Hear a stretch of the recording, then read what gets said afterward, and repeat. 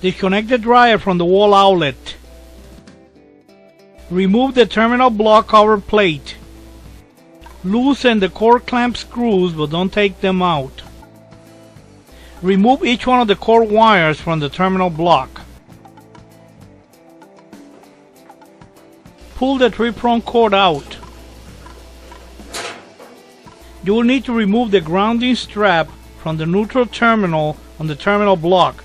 You don't need it with a 4-prong cord. Insert the 4-prong cord wires through the cord holding clamp, like this.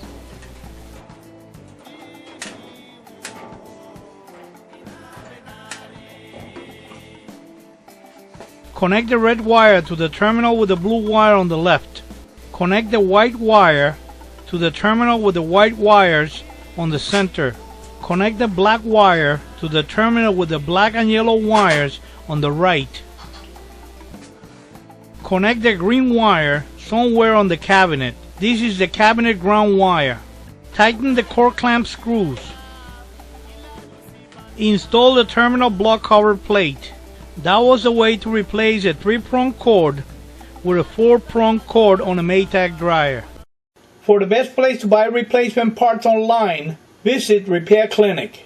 When you buy parts from Repair Clinic, you have 365 days from the day of purchase to return the part for a refund or for a replacement.